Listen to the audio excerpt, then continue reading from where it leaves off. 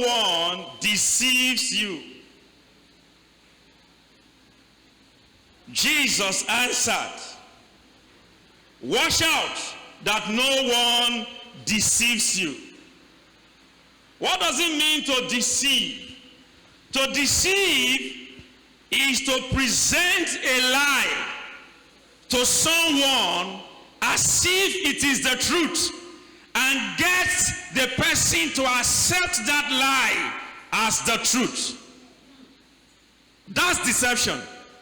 The thing is not the truth, but somebody comes and presents that stuff that is not true as though it's the truth, so as to get people to accept that lie. When you accept a lie in place of the truth, then you have been deceived. And deception is one of the greatest strategies of the devil in misleading many and getting them into frustration.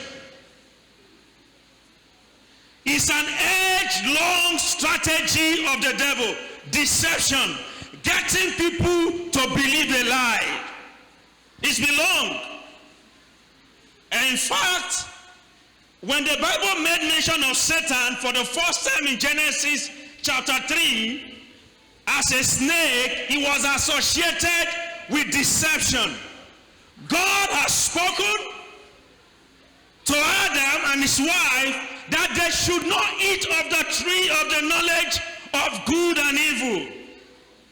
When Satan came into the picture and had that terrible encounter with Eve, what did he do? He made Eve to believe otherwise and said, no, had God indeed said, you should not eat of the tree that is in the middle of the garden? Satan turned that which God said and got Eve to believe it. The instruction was, the day you eat of it, you shall surely die and not live. But when Satan came, he twisted it to mean another thing, and Eve believed it. That was how Eve was deceived. Satan has not changed that strategy. He's still using it till today. In fact, the usage of the strategy of deception on people has become so severe in this end time like never before. Why? The devil knows his time is short. So Jesus said, beware of deception. And he was speaking this to the people with respect to the end time.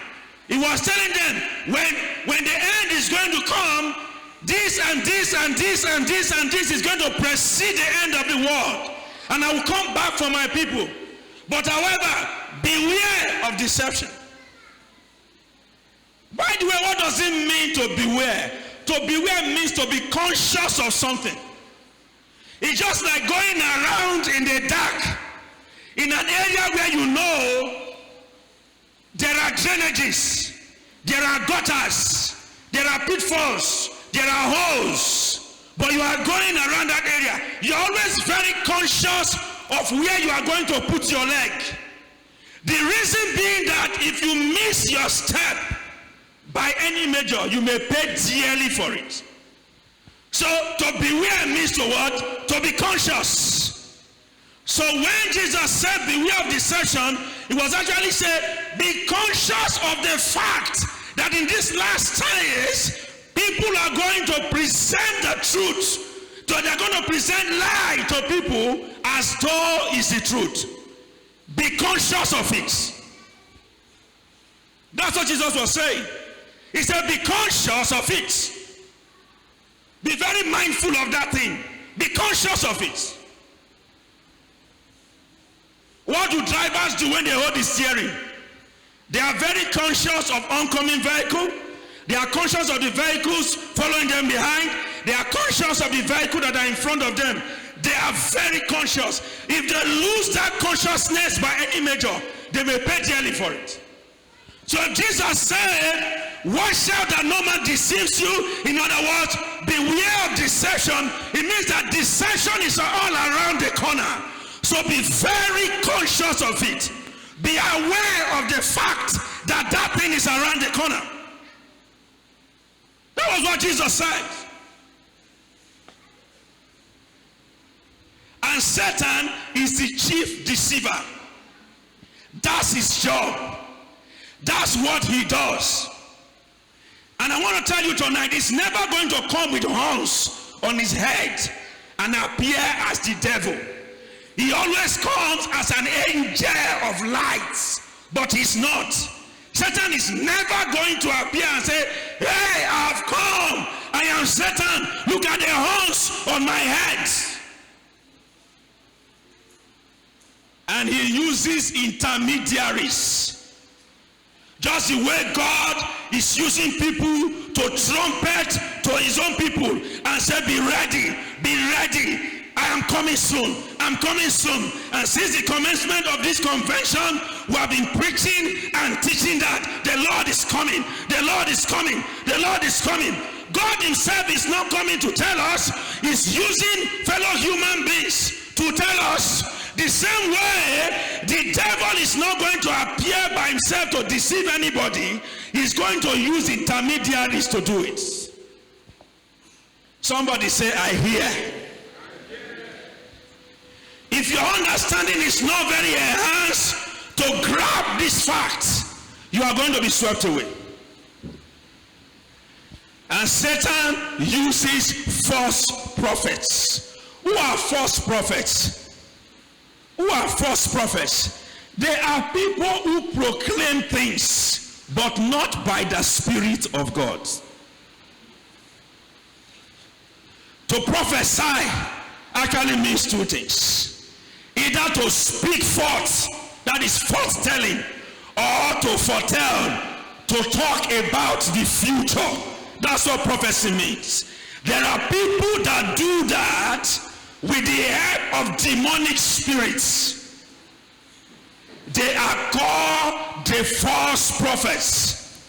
Their aim is to systematically and deceitfully lure people to Satan, to get people to go to Satan without knowing that it is Satan they have gone to. Some so-called places today that are called places of worship, they are center for satanic evangelism, where souls are gathered and prepared for hell. That's where they are. Verse 5 of Matthew 24. He says, for many will come in my name, claiming that I am the Messiah, and will deceive many. Not that may, but will. In other words, it is certain it's going to happen. But you have the choice and the will and the power not to be among the many that will be deceived. But as for many being deceived, it's going to happen, because the Lord says many will be deceived. And that's why it pains me when people use this crowd as a yardstick for justifying whether what is going on in a place is right or not. I feel for them. Crowd had never been the yardstick. In fact, when I see crowd, I look twice.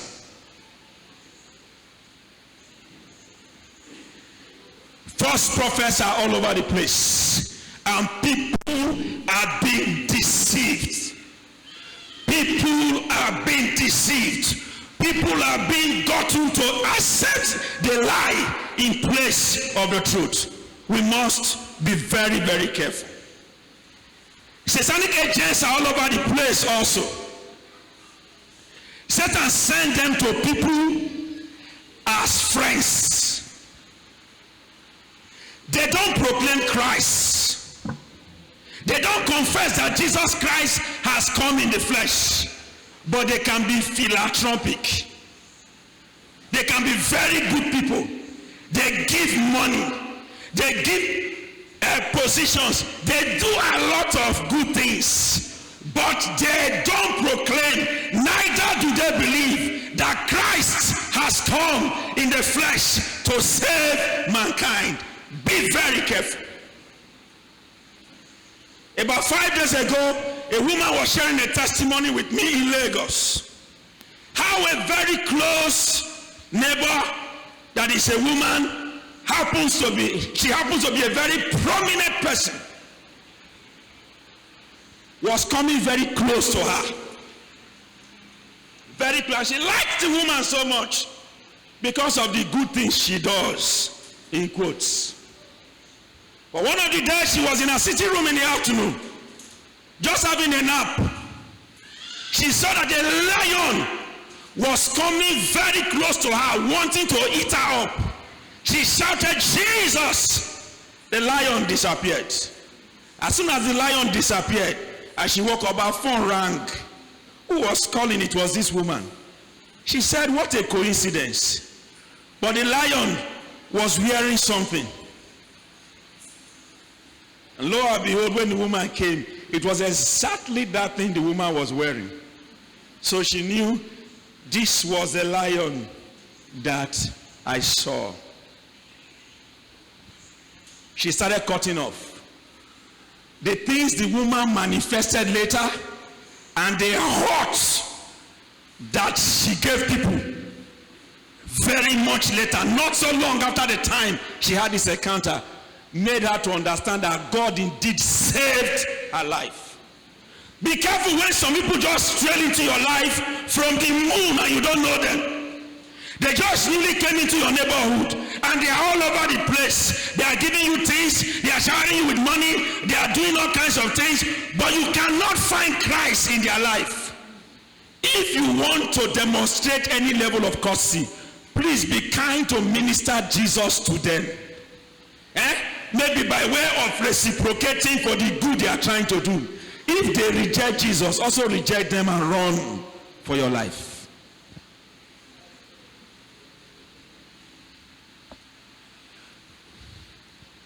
For us to avoid deception this end time, we should do the following things. They are just 4. One is to hold firmly to the word of God. Joshua chapter 1 verse 8, the word of the Lord proclaimed, "Let this book of the law not depart from your mouth, but in it shall ye meditate day and night. For therein ye shall have" what? "Good success." And the book of the law that Joshua was referring to by the Spirit of the law was Genesis, Exodus, Leviticus, Numbers, and Deuteronomy. Just those 5 books. If just those 5 books alone in their time was strong enough to get people to make good success, I wonder what Genesis down to Revelation will do for you. Meditate on it day and night. God's definition about things remains forever. People may try to give a different definition of what life should be, of how people should live, of how they should marry, of how they should go about things. They may try to define it in another way. But God's definition of it. I was filling a paper lately and they wrote there, "Your gender as it appears on your international passport." I said, what's the meaning of this? People say that they feel they change them now.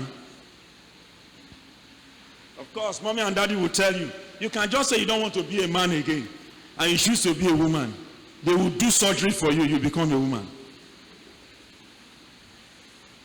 Same-sex marriage is all over the place and has crept into many churches. These are all deception.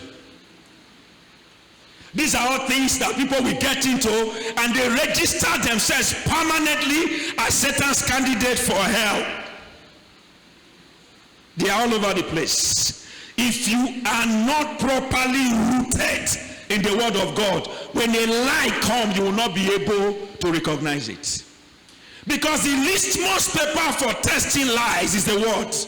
Something comes to you, A practice is being sold to you. A suggestion is being given to you. Something is being sold to you. Once you bring it and put it under the mirror of the word of God, if it reads right, leave it. But if you are not rooted in the word, you will not be able to know. I don't know whether you saw the video that leaked lately that went viral. A so-called prophet, of course a false one, because the practice we saw there wasn't in accordance with God's word. Took people in eastern part of this country, took people to the riverside, stripped all of them naked, men and women. Apparently people that are husbands of other women, wives of other men, brought all of them together. They were naked, they were bathing by the riverside, and he was sprinkling naira note on them and was proclaiming, if you want to be rich, come. If you are not killing people, you are not doing bad thing, my God will bless you. And the people were bathing naked. It went viral all over the internet. And he said he was a prophet. He said, God will. Where did you see in the word of God that Jesus stripped people naked to pray for them to be blessed? But those people that went there, that's the height of ignorance. Yes, but you may think that everybody knows everything. No, that's the height of ignorance. And after all, the man doesn't want to sleep with us. He said, now for special prayer, so let us go. The only saving grace in that video was that because the camera was behind them, so their faces were not seen. If their faces were seen, what reputation would they have again in this country we are living in? And the devil is an expert in humiliating and disgracing people. That dignity that God gave to man, Satan is always after stripping man of that dignity. For humiliation. That is deception we are talking about. So it's very, very close. It's all over the place. Be conscious of it and make sure you are well rooted in the word of God. The Ephesians 4 verse 22 to 24, the Bible talks about renewing the spirit of our minds.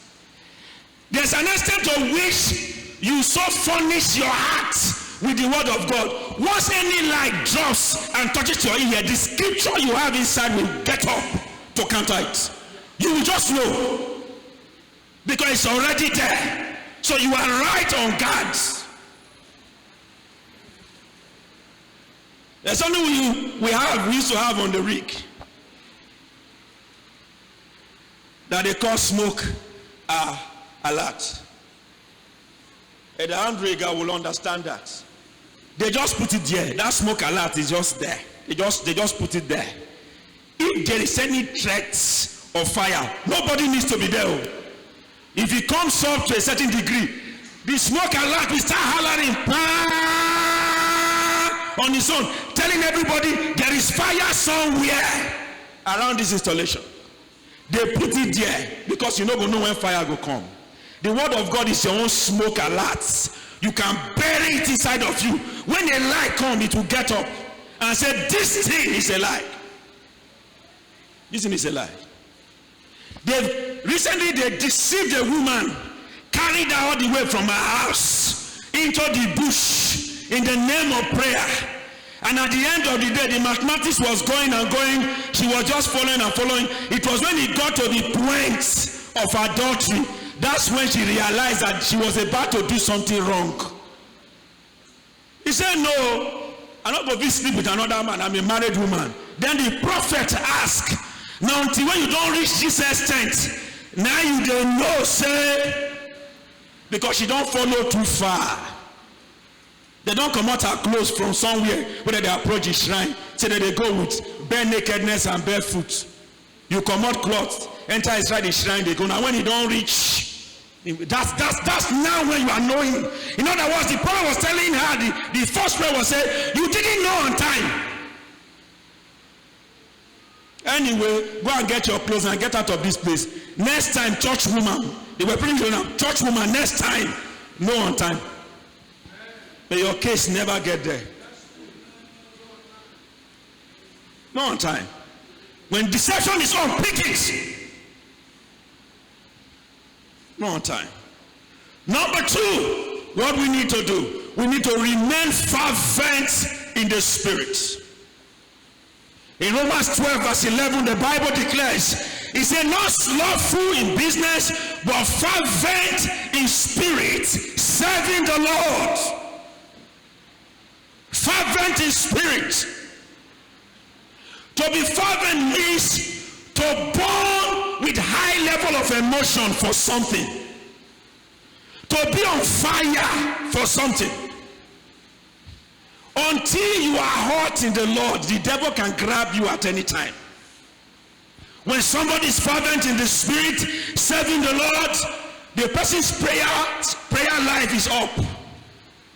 The study of the Word of God in place. Confession of faith in place. Everything is in place. But when you get so cold, debris of deception will flow into your life and you will not even know.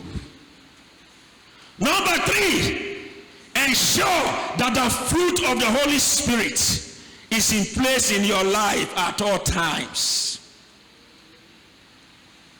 The fruit of the Holy Spirit. Fruit 1. And Galatians chapter 5 verse 22 talks about the fruit. It said the fruit of the Spirit is love, kindness, and started mentioning them one after the other. People who are not Bible students may be confused. Why should you say fruit and then you start mentioning many things? Because it's actually one, and that fruit is love, but it manifests itself in various ways. The original Greek actually put it and said that, but the fruit of the Spirit is love, and the manifestations of love are. In that place you see patience. There you see long suffering. Brethren, can I announce to you, certain things in life, if you only take long suffering and patience to cross them. See, the fruit of the Holy Spirit called long suffering is not there for decoration. There is something that is meant for, that's why they put it there. There are saying no matter how you pray, no matter how you confess, it's going to last for some time before that thing will die out. That is when that fruit needs to stand up for you to survive that period. It's not there for decoration. And that's why some people are in faith, they'll be doing so well. When certain challenges come into their life that cause for long suffering, and they have not over time grow this fruit in their life by allowing it to flow, they go away. Don't be a miracle seeker. That you are a Christian does not mean you are not going to face challenges. You will certainly face. And all challenges don't have the same duration. Some could be short, some could be long. When it's long, engage your gear of long suffering. You think you go, you go. One day it will expire. May you see the end of anything that is troubling your life. If you can endure, you will see the end. If you hold on to God, you see the end. A woman suffered diabetes for 18 years and eventually got her healing. And she said, in it all, I determined in my heart that this disease will not kill me. He said, when I become so lean, I was even like a skeleton, and everybody was thinking that I was going to die. I kept saying, I'm going to live. I'm not dying. This is falsehood. It's not real. I don't have it. He said, one day the husband said, you say you don't have it, but you are dying of it. He said, it appears as if I have it, but the truth is that I don't have it. I don't have it. I don't have it. I don't have it. I don't have it. She endured for 18 years. The thing expire now. Because everything that has a beginning has an end. If you don't engage that gear of long suffering, when certain things are boiling and they are stubborn, they may outlive you. But if you can stand, that's why you need the fruits. Number 4, and that's the last one, test all spirits.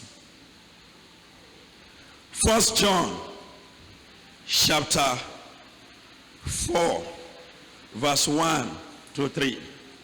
Test all spirits. What does it mean to test? To test means to try out. Check and be sure.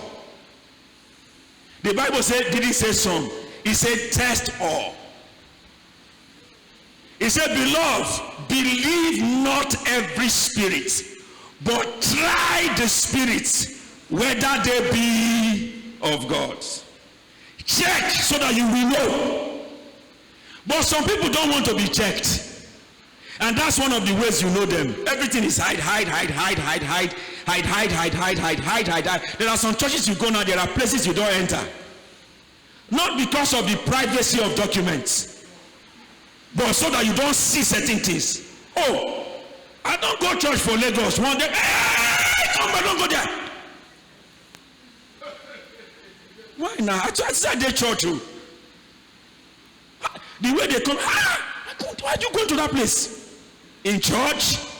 And when Jesus died, the rent that severed the temple from the holies of holies was rent into two when he died, removing the act of secrecy from worship as far as worship is concerned. But today there are places you go, say no, he said try all spirits.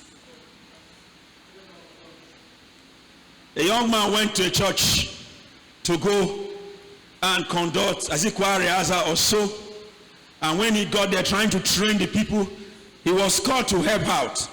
When he got there, the choir couldn't sing because they were all drunk. So one of them was celebrating birthday, and they all went and they drank. They were high, so the choir rehearsal did not hold.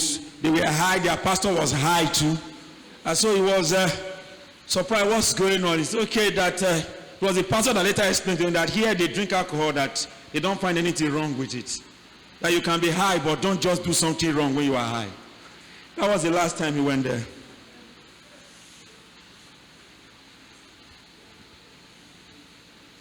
Test every spirit.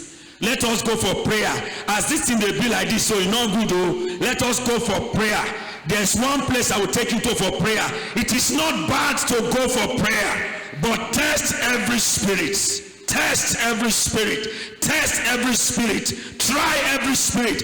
Any spirit that does not confess that Christ has come in the flesh is not of God.